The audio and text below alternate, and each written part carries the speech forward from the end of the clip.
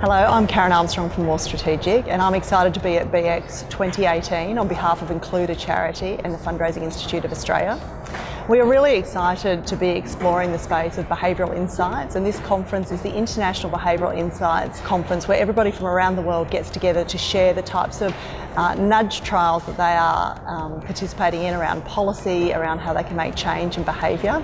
And this whole conference has been put on by the federal government's beta team, so very excited to have them here, who are also looking at running trials to support the charitable sector. Michael Sanders is the Chief Scientist at the Behavioural Insights team UK. Michael and his team support the rest of the Behavioural Insights team with the design of randomised controlled trials, which we'll call RCTs. These are widely recognised as the gold standard in working out what works. Michael is also a member of BIT's venture teams working on Test and Build, which is the platform we're utilising for Include a Charity's RCTs.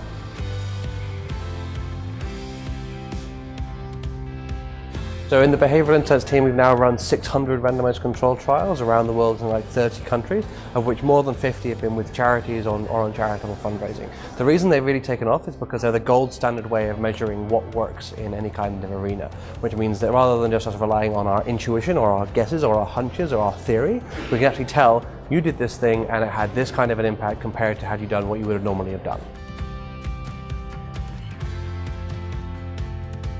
So one example was the first study we done in this area, which was in the UK, working with Cooperative Legal Services, which is a large will writing firm. And what we did with them was we just changed the script they used in their call centre when people called out to write their will.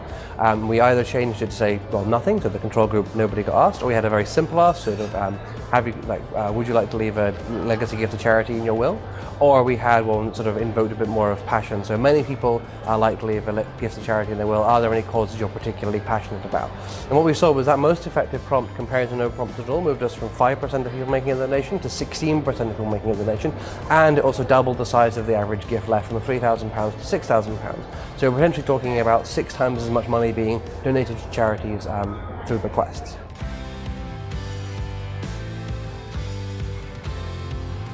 We've run a large number of randomised control trials, however they're quite complicated very often and difficult for organisations to run them themselves, and getting outside consultants to help can be very expensive. What we've done is we built Test and Build so that we can reduce the cost of running these randomised control trials, make them really easy, make them simple, make them very importantly cheap, because we know that charities don't have very much money, and also to be sort of adding skills to the organisations that are using them. So they're learning about behavioural economics and learning about randomised control trials while they're doing this, but also to make sure that it's got this backstop of our analysts and our researchers to make sure that people don't go completely off the rails, and to make sure that the results are really as scientifically robust as they can be.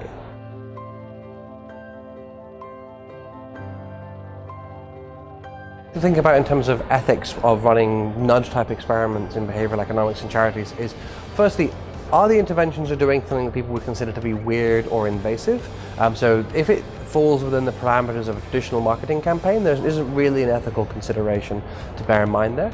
I think what we really do need to be thinking about is the kind of levers we're pulling psychologically or trying to pull. So most of the things we're talking about is invoking people's sense of passion, invoking a sense that giving to charity is normal, getting people to think about perhaps reciprocity or other kinds of behavioural positive traits. What we could do is go down the route of sort of guilt, and so if you don't do this thing for this charity, then the sky will fall, or all these people are going to die, and that kind of use of behavioural science and that kind of use of emotional levers isn't quite so appropriate, and there you do start running into ethical considerations. We're seeing more and more use of machine learning and data science techniques across a whole range of domains, including charitable fundraising. The power of this tool is amazing, to be able to detect who's the most likely to make a donation, what size of donation they're most likely to make, to be able to forecast outcomes ahead of time, which allows you to design your interventions better. One of the areas that we're most passionate about, which we're actually working to incorporate into Test and Build at the moment, is this idea of causal machine learning, where after you've run a randomized control trial and you've got that gold standard evidence out the other end, what you can do is you can run a machine learning algorithm to work out not just what works, but what works best for whom, which means in future you can start thinking about how you can much more simply and much more straightforwardly target your interventions where they're going to be most effective and avoid any of the sort of nasty backfire effects that we sometimes see.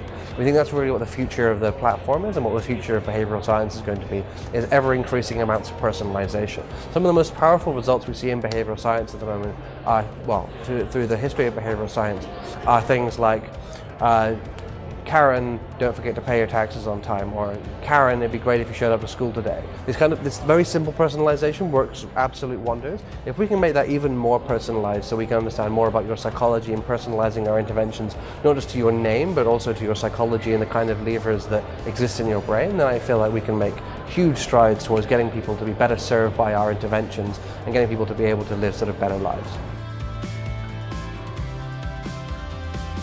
Using machine learning and using particularly topic modeling now, what we're able to do is analyze huge, vast quantities of text very, very simply, very, very quickly, and pull out topics, which are basically, a topic is a topic, right? So it's people talking about drug use, people talking about alcohol, people talking about the things that they care about, the things they're passionate about, and things that motivate them. And those things just come out of the machine learning algorithms from thousands and thousands of words of text, really quickly and really simply.